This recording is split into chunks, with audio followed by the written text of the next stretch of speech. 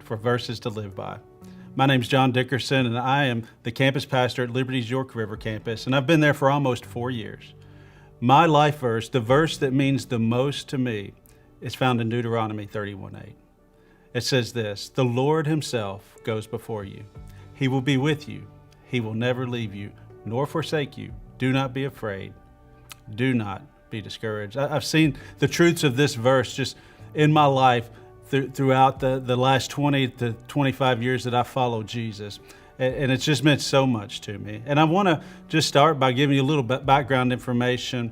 I'll be sharing some stories on how this verse has personally ministered to me in just a moment. I'm going to be swiping along just on my iPad so that I don't get off track here. But in chapter 29 of Deuteronomy, Moses is just reminding all the Israelites of how faithful God has been to them, how he's delivered them from other nations and other kings, how he delivered them from Egypt. And then in verse 30, he reminds them of their personal responsibility to obey and to follow God.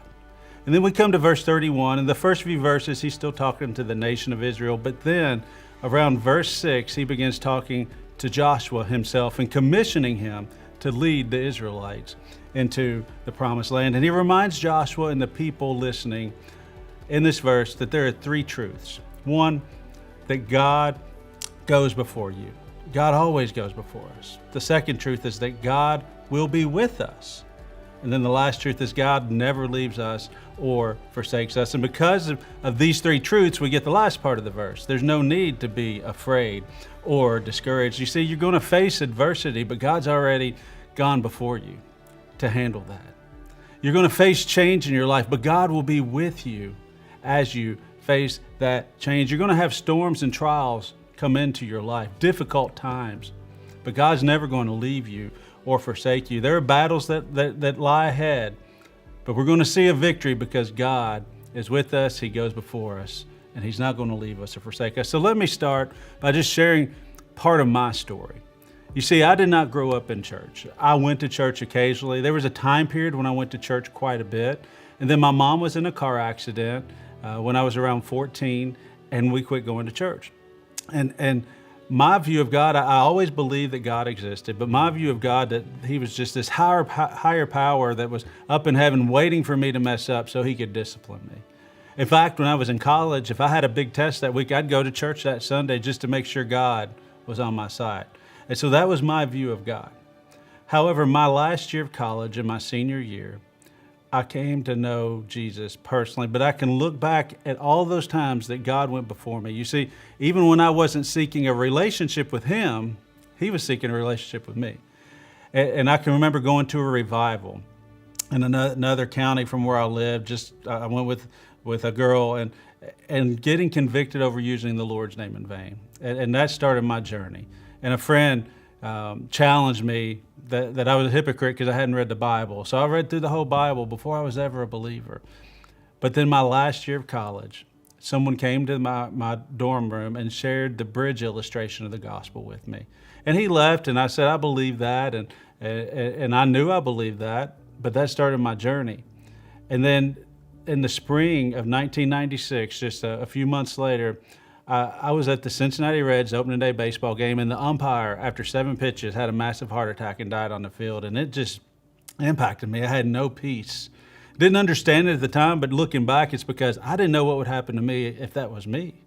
And I knew he had a family he was leaving behind, and I knew that his life was over on earth, and it really made me start seeking the Lord more. I began to read Scripture more and more and find peace. I had a friend killed on the value jet crash in May of that year, and still seeking God.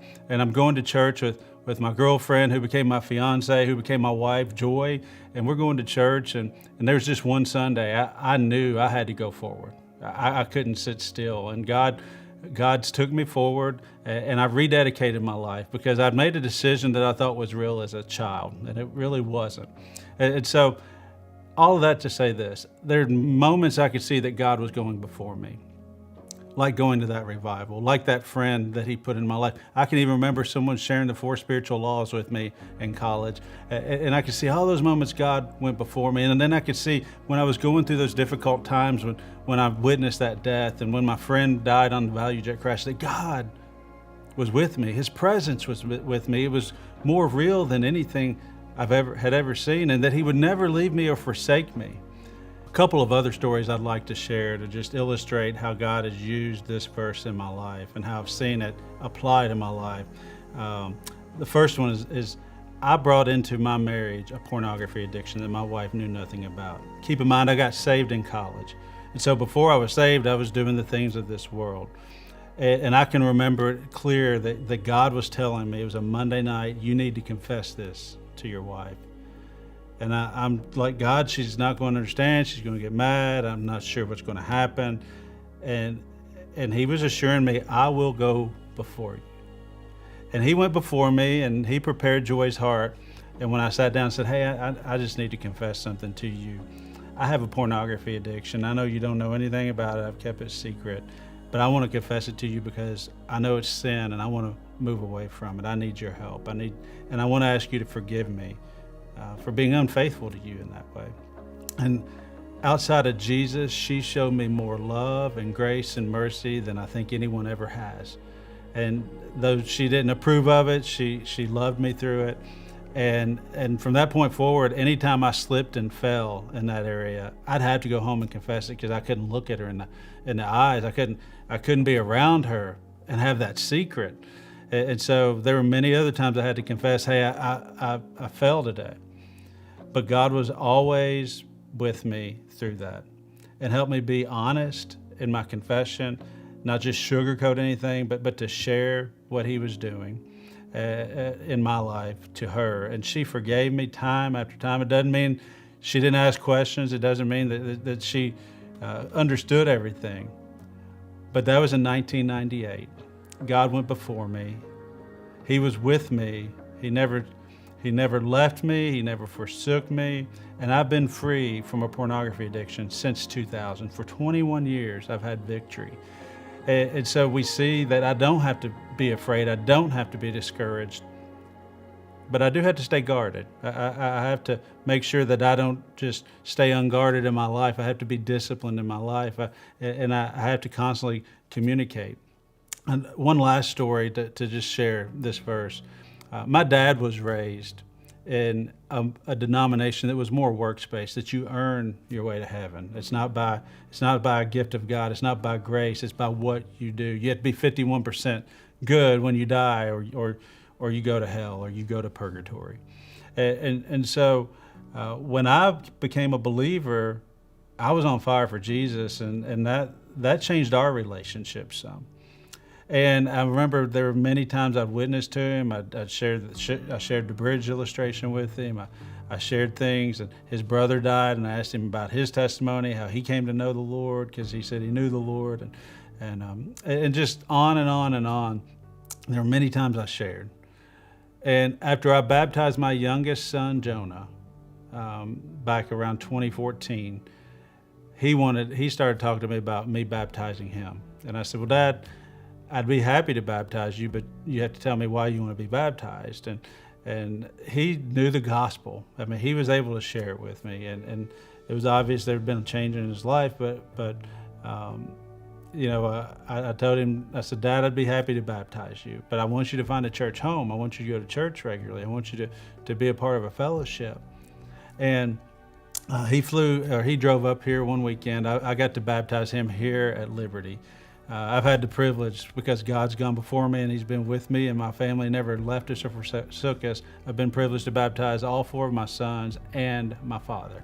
And so just seeing that God is always working behind the scenes, that he's always working in whatever you're going through at that very moment, and that he is a constant presence in our life, a constant guide in our lives.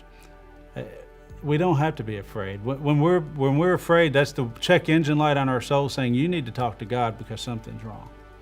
We don't have to be discouraged, because when we get discouraged is when we focus on what's happening to us rather than who's living in us, what's happening in us. And so time after time I've seen God illustrate these truths in these verses. And so I was a new believer here, and just growing. And Joy and I got married and we moved to Alabama, and it was amazing to see what God was doing there. And part of the reason I'm at Liberty is because God went before me in Alabama to bring me to Liberty almost 20 years later, 25 years later, or some type of years later. So here's the thing. I'm working in higher education, and God just gets a hold of my life, and we're growing. Scott Payne was our associate pastor at our church in Alabama. I'm working at the University of Alabama, and Scott recruits us to start a college ministry. We never taught in college, even though I taught at a university, but I never taught Christian theology and the Bible to anyone. And so I didn't know how I was going to do it. I was a pretty new believer, but God went before me, and He prepared me. And through training and through other things, God was using this to prepare me for something else. And so we started this. There were times it was just Joy and I, and we're praying, but we knew God was with us. We knew that He had a plan, that He was not going to leave us or forsake us. And so as we're going through that, we moved to Tennessee, and it was in March of 2003 that I really began wrestling with the call to ministry. But looking back to how God goes before us, in 1996, 1997, before Joy and I got married, I told her, I think God's got some call on my life. I don't know what it is. And so I asked her, could you be a pastor's wife? And she said, yes. If that happens, yes. And so I'm still working in higher education. I'm wrestling with God. And just to, again, show that God goes before us and He's with us, I'm asking myself this question: is this my selfish desire to be in ministry? Or God, is this your will for my life? And I kid you not, no sooner I was asking myself that question, I looked down and picked up a devotional I hadn't read forever. And I opened it up, and here's the verse I read. John 1:6, there was a man sent from God. His name was John. And so I knew God was calling me into ministry. I wrestled from March till August, and I can remember just sitting down with Joy one Saturday night before we went to bed to get ready to go to church the next day, and I was just struggling with telling her because I hadn't told her yet. And I said, hey, Joy, I think God's calling us to ministry full time. And I began to share how I'd been wrestling through everything and talked to our pastor and assistant pastor in Tennessee, and she says, listen, I don't get it. I don't sense it. And I knew God was going before us, and I knew God had prepared me for all these months, and she's just hearing it. I said, that's fine. I said, listen, God will work in your heart if that's what He wants us to do. We're not going to do anything until that happens. And so she actually left after church the next day to go to Kentucky with our two boys at the time before preschool started. And that Monday night, she emailed me, said, hey, I think we're supposed to do this. I think God's working on me. And that Sunday, we surrendered to full-time ministry. And so we've seen God going before us and working in us. And one of the reasons I'm in ministry is because Scott Payne asked us to teach a college class at our church in Alabama. And he grew us through that. And then just some other opportunities that we had along the way that God used in our lives to grow us. And I remember the day I went forward, God was just so real. And just to show you that God goes before us, He will be with us, He will never leave us or forsake us. The day Joy and I surrendered to full-time ministry, that afternoon, there was a double rainbow in the sky, as if God saying, listen, I will never leave you. I will never forsake you. I love you. I'm going to be with you through all of this. Well, that Wednesday, our pastor called me just to follow up and see how things were going since that Sunday. And I remember just praying, Lord, if there's an opportunity at this church where we were at, let Him say something. And He did, and we prayed about it for a couple of weeks. Long story short, by January, I was serving on full-time ministry at that church. And just growing and enjoying it. And so we come to 2012, and Scott Payne, again, who was our associate pastor in Alabama, God had gone before us, called me and said, hey, I'm being promoted to executive pastor. Would you be interested in talking to us about the education pastor position at Liberty? I said, Scott, I'm not really interested. I said, I'm happy where I'm at. I'm not looking to move. We've got our oldest is starting middle school. But if God laid my name on your heart, I will at least pray about it. And so that's what we did. And then we began to seek God in all of this. Well, it was obvious that we were supposed to at least come visit and pursue this opportunity to see where it led. And the day we came to visit, the first Sunday we were here, Pastor was actually out.